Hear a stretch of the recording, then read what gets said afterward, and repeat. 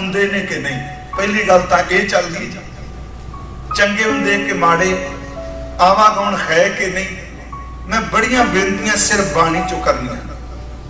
पहली गल कि कर्म कित्थों शुरू होया, जन्म पहला होया कि कर्म पहला होया, ये विषय वाचन वाले। जे कर्म की कोई अहमियत नहीं तो फिर धर्म की भी कोई अहमियत नहीं। वाहिगुरू जी लफ्ज़ सुनियो, कर्म की कोई अहमियत नहीं ते धर्म की कोई अहमियत नहीं, क्योंकि धर्म ही तो निर्मल कर्म करने की प्रेरणा देता है। जे मैला कर्म माड़े कर्मां की सजा कोई नहीं, फिर चंगे कर्मां का पुण्य भी कोई नहीं। गल सुनो ध्यान नाल। जे मान लो सिक्के ने माड़ा कर्म करे, कथावाचक तां डरांदे पए ने जी, कोई कुछ नहीं जे, कोई धर्मराज नहीं जे, कोई दूत नहीं जे, कोई मौत नहीं जे, सब झूठ। जे चेते रखियो, जे पलड़े च लैके तुरो, जे वो झूठ गए तो जिहड़ा मैं धर्म कमाना पे किहड़ा सच है? फिर कर्म है ना। पहली गल कर्म शुरू कित्थों होंदा है? साडी सारी कहानी है कि गुरु ग्रंथ साहिब की बाणी पढ़न वालिओ भुलेखे च ना रहिओ। गुरु ग्रंथ साहिब आत्मा के सफर नूं मंनदा है, पर गुरु ग्रंथ साहिब च बाबा फरीद आवागौण नहीं। सारी बाणी च मैं चलो ये गल संगत च करनी नहीं चाहिए, पर खोल के अज मैं बेनती करा। पूरे गुरु ग्रंथ साहिब च बाबा फरीद दरवेश ने, सूफी सिलसिले चोंदे, पर याद रखियो बुल्ले शाह ते बाबे फरीद जमीन आसमान का फर्क है। बुल्ले की रचना नहीं बाणी च। बाबा फरीद साहब के मुर्शद का नाम सी ख्वाजा बख्तियार काकी साहब। मैं सिर्फ 2 मिनट लेके अपने विषय चाहांगा, कर्म बारे गल कर सकां। ते उन्हां दे अगों जिहड़े मुरीद सन बाबा जी तो बाद गद्दी नशीन, उन्हां दा नाम सी हजरत निजामुद्दीन औलिया, जिन्हां दा दिल्ली च है। बाबा फरीद साहब दे चलाने तो बाद असी जो मर्जी कही, जिस दिन बाबा फरीद ने चलाना कीता, इन्ना सबर वाला ते अणक वाला भगत सी, ओदे घर च चादर भी नहीं सी उन्हां दे तन उत्ते पाउण वास्ते। वो कहंदा सी बार पराई बैसना साईं मुजैनते। हजरत निजामुद्दीन औलिया नूं पुछया कि तुसी कोई घटना दसो बाबा साहब के जीवन की।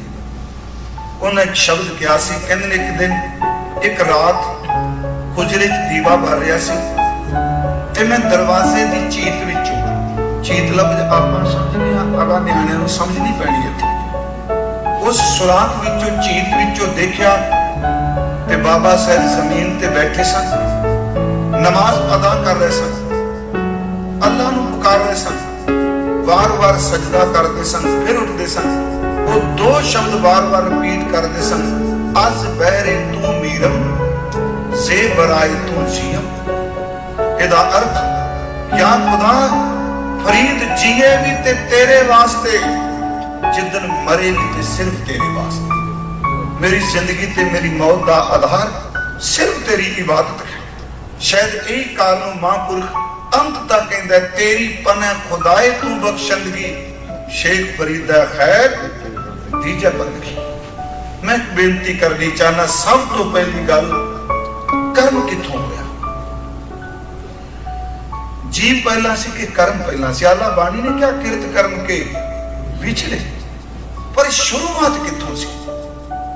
उस आपे चो सब कुछ निकलिया जी। उन्हें याद रखियो, जो कुछ पुण्य पाप शरा दूजा तीजा, ये उन्नी देर तक है जिन्नी देर तक खेड रची बैठा है।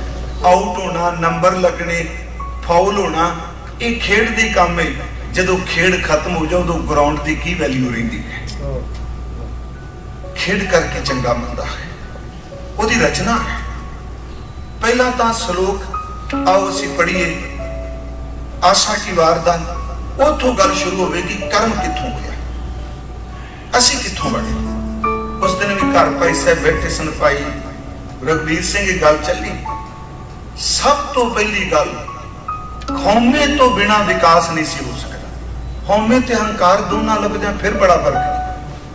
हौमे परमात्मा की अपनी पैदा की एक शक्ति है, उस तो बिना संसार हो ही नहीं सकता।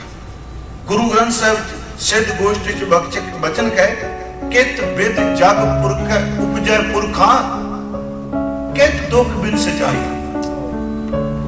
महाराज नूं पुछदे महापुरखा दस ये जगत किवें पैदा होया, ये किवें बिरसदा है? ते महाराज कहते हौमे विच जग उपजै पुरखा नाम विसरे दूर पाई। हौमे विच जग लफ्ज वरत्या कला इंसान नहीं, हौमे विच उस प्रभु ने देखो इनू पैदा किया पर हौं दे पर्दे करके ये वख हो गया। है तो राम की अंश ही ना। असल च हौमे जिहड़ी है ये जीव तत्व नू रब ने नाल पाई गए, क्योंकि जे हौमे करके ना पांदा ते सृष्टि का विकास ही नहीं सी होना। हौमे विकास करती पई जी। फिर मेरा ख्याल शायद ये शब्द समझ पे, हौमे यह जात है वो जीव। असी हौमे मैनूं दसो, असी हौमे आप थोड़ा लई। याद रखो मनुख ने बिल्कुल हौमे क्रिएट नहीं की, हौमे परमात्मा ने दी। हौमे रोग मानव को दीना, दीना ने लीना थोड़ा बेचारे नाले हौमे पाई, ਇਹਦੇ ਨਾਲ ही हौमे पा दी। हौमे यह जात है। फिर सुनियो जदों जीव तत्व पैदा होया मेरी हौमे नाल बची। बाकी छड्डो असीं पढ़ के काम करके कहने बंदा हंकारी हो गया। आ निक्का जिहा बच्चा जन्म लैंदा है, साल का बच्चा मां दी कुख दूजे बच्चे नूं जन्म दे दे, अजे वो बोल भी नहीं सकता। पहला हौमे ते ओहदे विच भी वो भी कल्पन लग पैंदा मेरी थां ते बहण वाला दूजा किहड़ा आ गया। कि वो जीव तत्व का सुभाव नहीं, वो कहना मेरी होंद है। भावें उन्हें समझ कोई नहीं, पर इन्ना पता जिहड़ा मैं दुध जमना मेरा है, ये गोद मां दी मेरी सी, दूजा कौन आ गया। वो कई दिन बीमार रहिंदा है, क्योंकि याद रखियो असी शरीरक तौर ते ना समझिए ओदे अंदर हौमे जिहड़ा पोंगरदी नहीं, कल्ला मैसा दूजा किवें आ गया। बस यही विकास करती करती फिर मुल्कां तक जाती है, बंबां तक जाती है। मैं का दूजा है ही नहीं। मेरी बेनती सुनो, हौमे एक जात है, जीव तत्व नाल हौमे है। फिर अगे मैं बेनती करांगा हौमे क्रिएट किवें होई। हंकार बात च बनदा है। हौमे यह जात है, हौमे कर्म कमाए। जदों कौम विच जीव पैदा होया उस तो बाद कौमे ने क्या हुण कर्म कर काम शुरू हो गया। याद रखियो ਇਹਦੇ ਵਿੱਚ शुभ कर्म भी कौम नाल जुड़िया है। वो एनर्जी नहीं तो किवें होवेगा। हमें कर्म कमाए, हुण कर्म शुरू हो गया। जदों कर्म करके माड़े रस्ते ते क्या गुरु साहब कहते ने कर्मां ने संगल बना दिते। हमें यही बंधना फिर जोनी है पाए। वो दोबारा जूना च पिया, वार जूना च आया। असी किवें कहने पे जी जून ते असी मंगते, फिर जोनी पाए। हौमे यही बंधना फिर जोनी पाए। महाराज जी ने क्या हौमे किथों उपजे, मैं विचों तुका ले रहा। कित संयम ए जाए, इत्ते संयमदार ते तरीका ये किथों उपजी, किस तरीके नाल जाएगी। अगे सतगुरु कहते हैं हौमे एहो हुक्म है पै किरत फिराए। एक हुक्म चो निकली है। वैगुरु सब्जेक्ट बड़ा गहरा है, असी गल्लां बातां बाहर दियां छड्ड के खुश कर जाने आ। हुक्म विचों हौमे निकली है। ते याद रखियो हौमे कर्मां नाल तां जानी कोई नहीं कि आपां कर्म करांगे हौमे चली जाएगी। गुरु ग्रंथ साहिब कहते हौमे निकली ओदे हुक्म च, हौमे विचों कर्म निकले। कर्मा करके हौमे नहीं जानी। जिदन हुक्म की समझ पैगी उस दिन कर्मां का विनाश हो जाएगा ते कौमे का विनाश हो जाएगा। नानक हुक्म है जे बुझे तां हौमे कहना। हौमे यो हुक्म है। मैं बेनती की कि वो हुक्म विच आपां तुरने पे। हौमे किथों उपजे कित संयम में जाए। हौमे यो हुक्म है पै कित फिराए। ओदे विच अखीर ते हुंदा है कि हौमे दीर्घ रोग है। मेरी गल फिर सुनियो, कर्म साडी शुरुआत नहीं सन, कर्म बाद विच बने। जेडी शुरुआत नहीं, शुरुआत तां केवल जीव तत्व राम की अंश।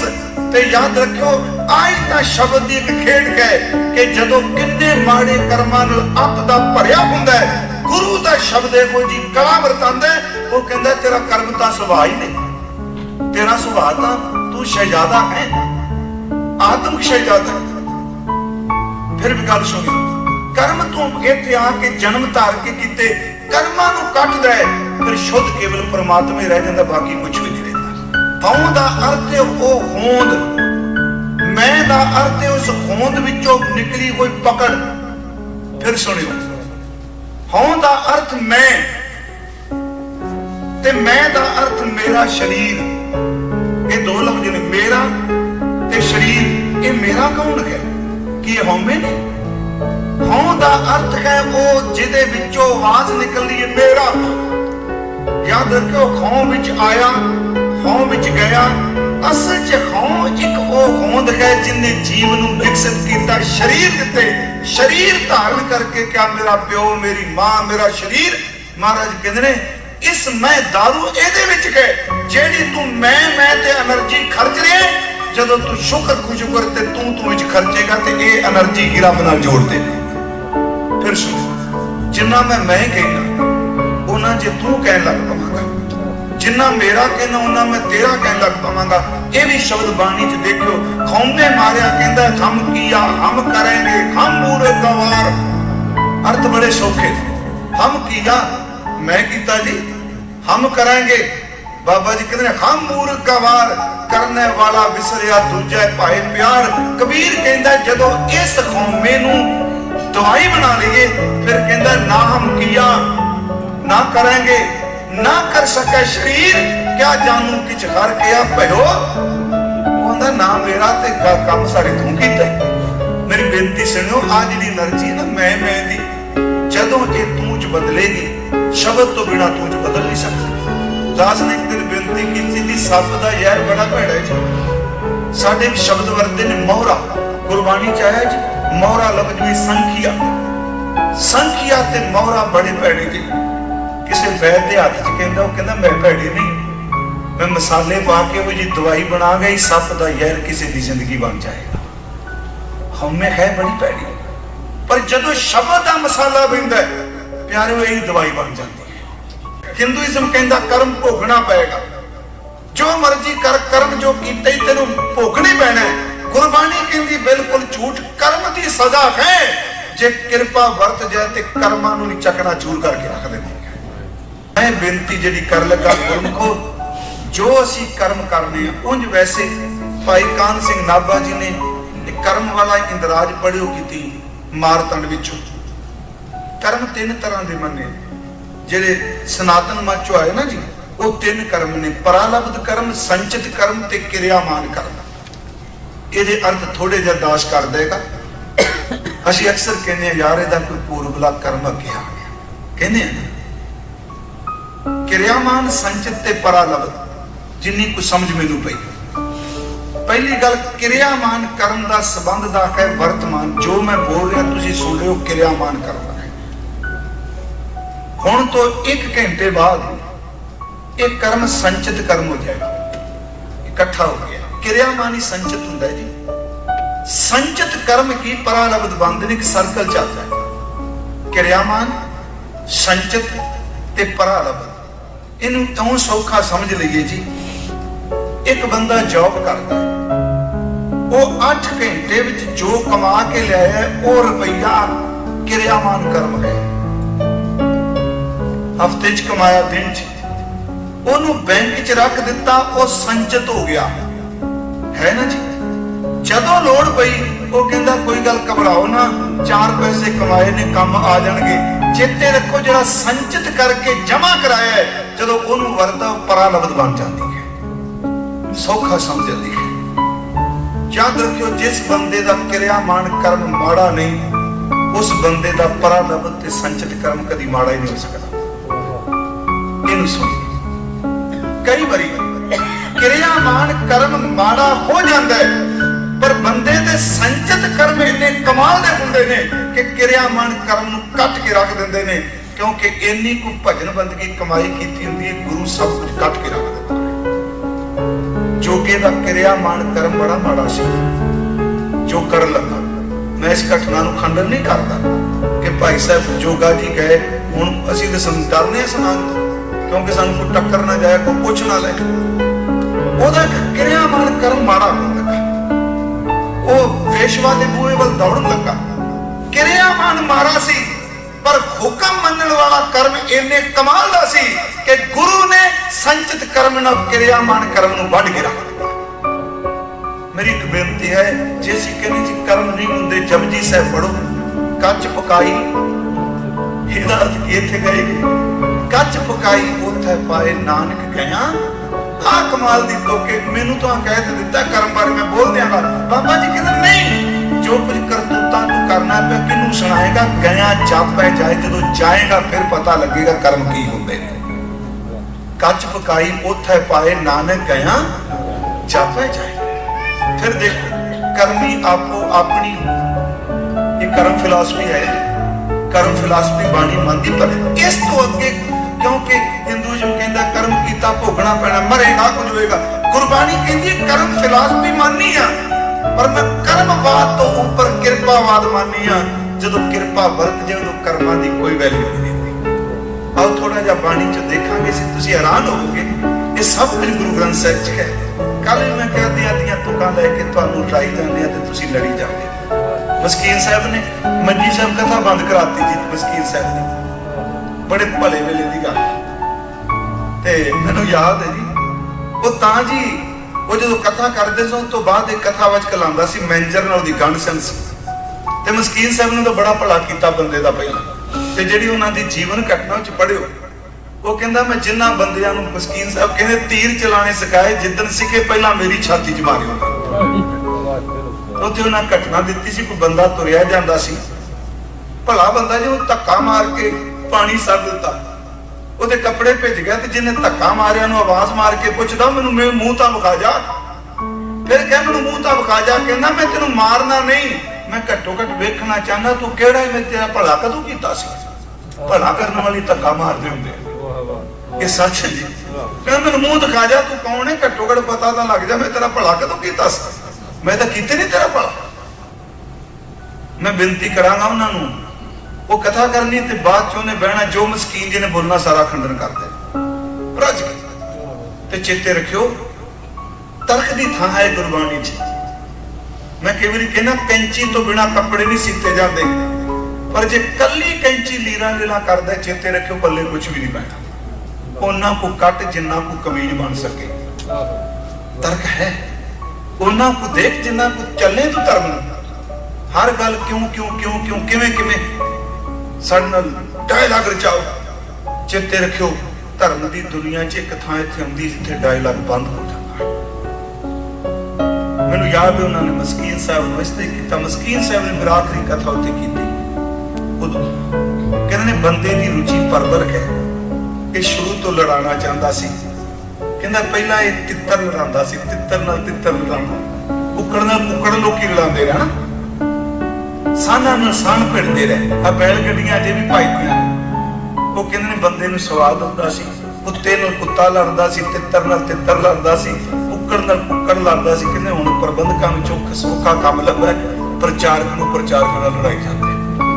ਇਹ ਸ਼ਬਦ ਮੈਨੂੰ ਅੱਜ ਤੱਕ ਯਾਦ ਹੈ। ਮੇਰੀ ਬੇਨਤੀ ਸੁਣਿਓ, ਇਹ ਮਨ ਜਦੋਂ ਸਰੀਰ ਵੱਲ ਝੁਕਦਾ ਹੈ, ਵਾਸ਼ਨਾ ਝੁਕਦਾ ਹੈ, ਸੱਚੀ ਮੁੱਚੀ ਉਦੋਂ ਦੇਹ ਵਿੱਚ ਵਰਤਦਾ ਹੈ, ਵਾਸ਼ਨਾ ਰੱਜ ਕੇ ਭੋਗਦਾ ਹੈ।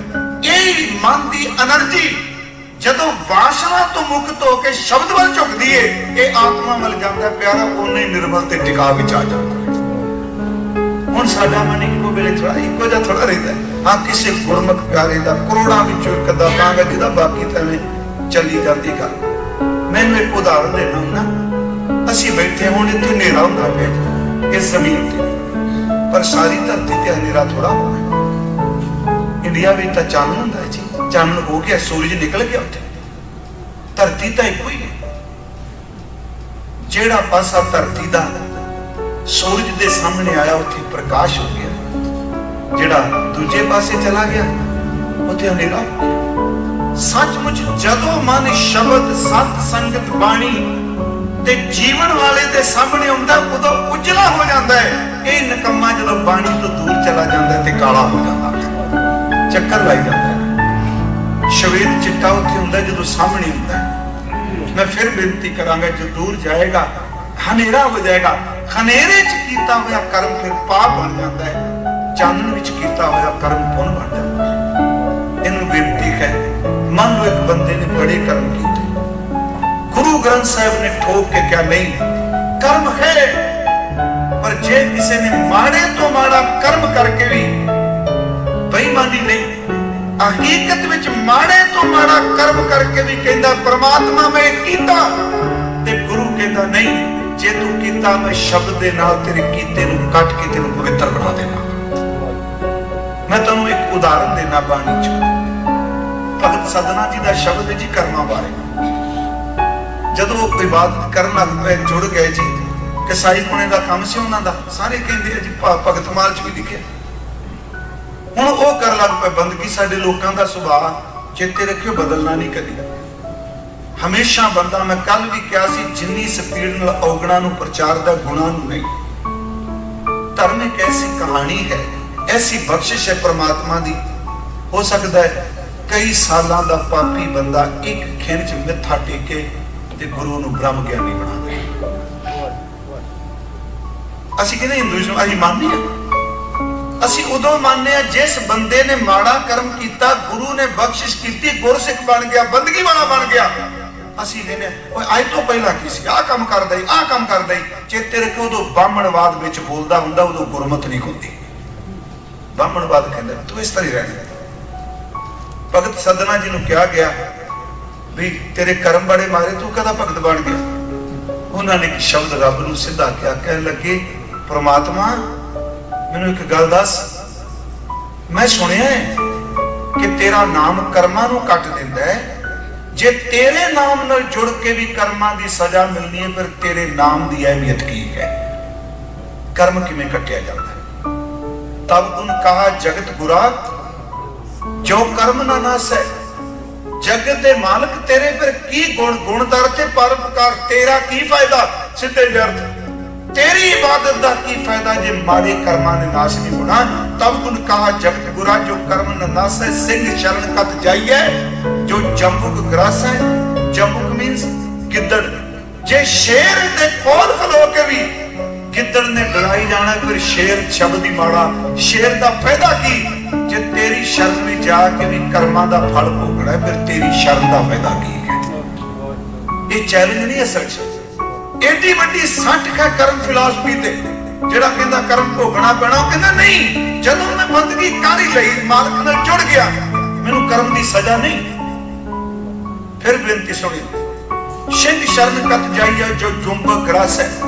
पहलियां तुका ये रहाओ दी तुके जी, पहलियां तुका निप करने का कारण है एक भया भेख धारी, कामार्थी स्वार्थी बाकी पैसवारी। राजे दी बेटी ने क्या, एक कहानी है जी, मैं विष्णु नाल विआह कराना है। एक कामी बंदा जी भाषणा दा मारिया, राजे दी बेटी नूं वर्ग ला गया। उन्हें क्या मैं विष्णु, विआह हो गया, राजे ते हमला हो गया। उन्हें क्या मैनू की परवाह, मेरा तो जवाई विष्णु।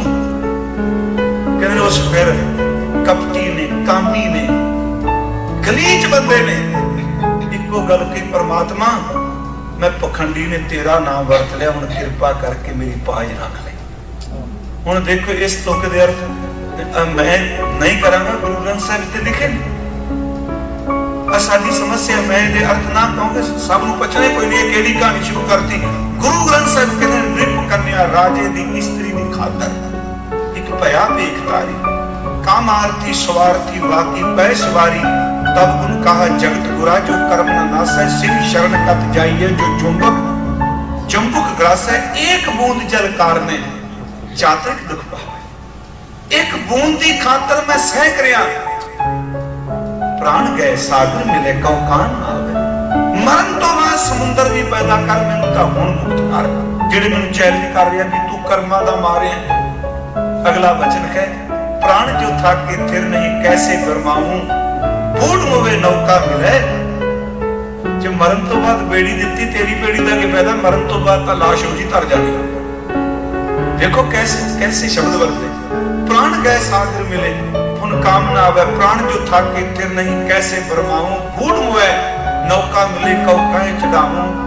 मैं नाही कछ हाउ नाही, किछ आए न मोरा, अवसर लज्जा राखियो सदना जंतौरा। एक बेनती होर करा, सवाल उठेगा जी, निराश ना हो।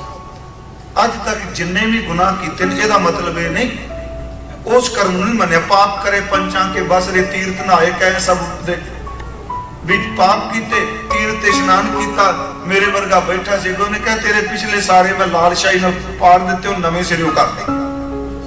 ਕਰਮ ਦਾ ਮਤਲਬ ਇਹ ਨਹੀਂ ਕਿ ਮੈਂ ਸਵੇਰੇ ਗੰਦ ਕਰਕੇ ਆਇਆ, ਸ਼ਾਮ ਨੂੰ ਪਾਪ ਕੀਤਾ, ਸਵੇਰੇ ਮੈਂ ਦੇਗ ਕਰਾ ਦਿੱਤੀ, ਮਾਰੇ ਬਖਸ਼ੀ, ਰਾਤੀ ਫਿਰ ਸਵੇਰੇ ਫਿਰ ਦੇਖ ਲਿਆ।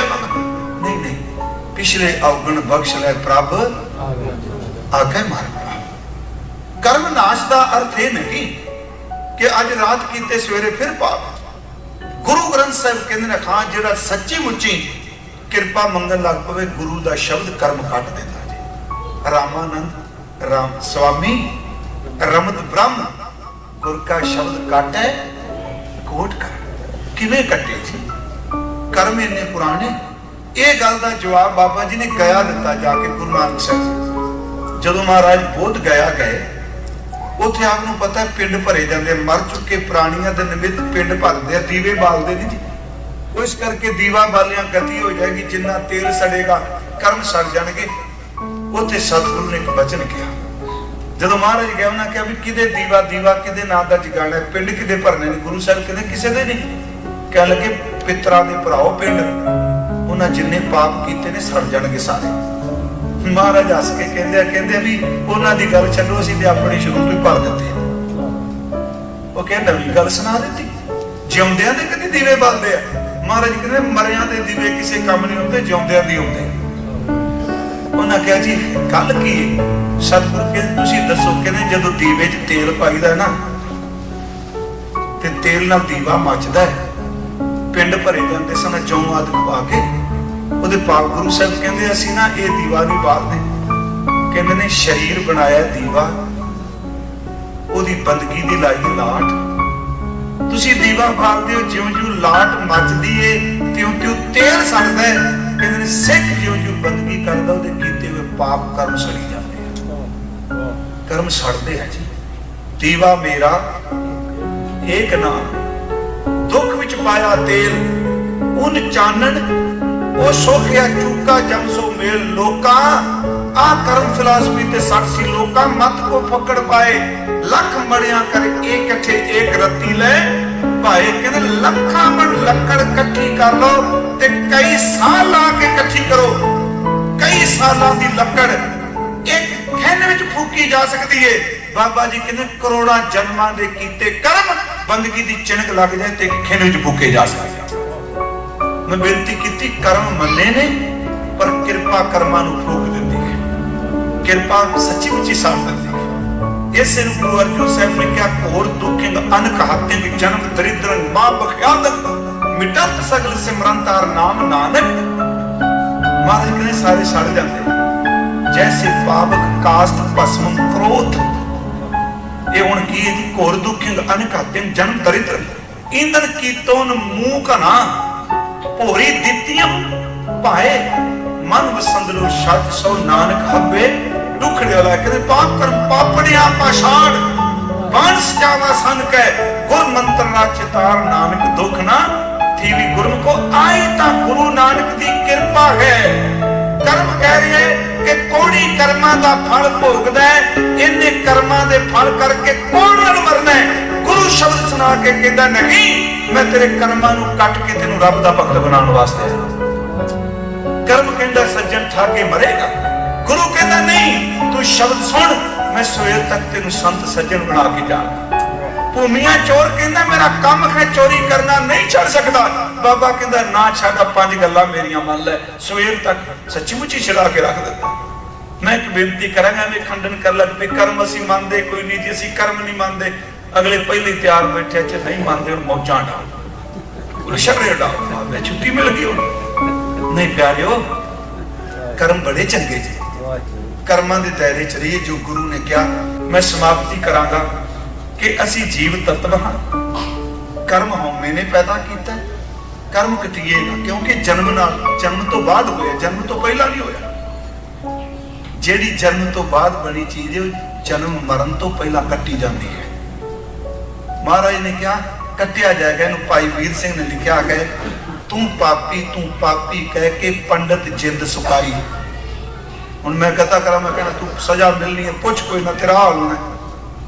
ਉਹ ਕਹਿੰਦਾ ਰੱਬ ਨੇ ਕਹਿੰਦਾ ਤੂੰ ਮੈਨੂੰ ਪਾਪੀ ਕਹੀ ਜਾ, पंजाबी दियां सतरां ने, तू पापी कह के पंडित जिंद सिखाई, वो बख्शण वाला मितों बाहर असी मित विच पाई। ये इस नुकते नूं सुने। मित दा अर्थ गिनती, वो बख्शण वाला गिनतियां मिनतियां तो बाहर है, असी तां गिनती च, साडी गिनती मुकेगी। तू पापी कह के पंडित जिंद सुकाई, बख्शण वाला मितों बाहर असी मित विच पाई। मित वाले दे कर्म अमिते कदी नहीं हो सकते, बख्श अमिते दी जद पाई तां मित दे कर्म उठाई। जदों अन मिनवा बख्शिश करेगा ना, गिनती मिनती दे पाप सारे तोड़ के रख देगा। सर मोहम्मद इकबाल कहंदा है, फिर शाने करीमी का हौसला देखे, फिर शाने करीमी का हौसला देखे, गुनाहगार जो कह दे गुनाहगार। फिर सुन, शाने करीमी अर्थ रब अल्लाह कहते, फिर रब दा हौसला देख, तू एक बारी हौसला तो कर, तू क्यों बाहर खलोता डरी जाना? एक बारी हौसला करके सामने खलो के कह दे मैं गुनाहगार हां, सच वे रब तेरे हाथ नूं चुमेगा। तू गुनाहगार कह के जदों अखां चों पानी सटेगा, वो पानी जमीन ते नहीं डिगन देगा, अपने हथ दियां तलियां ते रखेगा, क्योंकि जदों गुनाह करने वाला किते रो पवे, ओदियां अखां दा पानी भी मोती बन जाता है। फिर शाने करीमी के हौसले देखे, गुनाहगार जो कह दे गुनाहगार हूं मैं, तड़प के शाने करीमी ने ले लिया बोसा, बोसा दर्द हाथ चुम ले, तड़प के शाने करीमी ने ले लिया बोसा, कहा जो सिर को झुका करके गुनाहगार हूं मैं, मोती समझकर चुन लिए शाने करीमी ने, कतरे जो थे मेरी अरकीन भाग के, मेरिया अखां च जिहड़े कतरे दिखे गुरु ने सांभ ले। उन्हें क्या नहीं, ये अथरू कदी करोड़ा जन्मां बाद किसी दी अखां चों निकलदा। गुनाहगार जदों गलती मंनदा है, ओदियां अखां दा अथरू एवें नहीं निकलदा। मैं फिर बेनती करांगा, गुरु को कर्म हुंदे ने, जो हो गया किरपा मंगो, किरपा कर्मां नूं साथ दे। तुसीं दसो कर्म वड्डा कि किरपा वड्डी?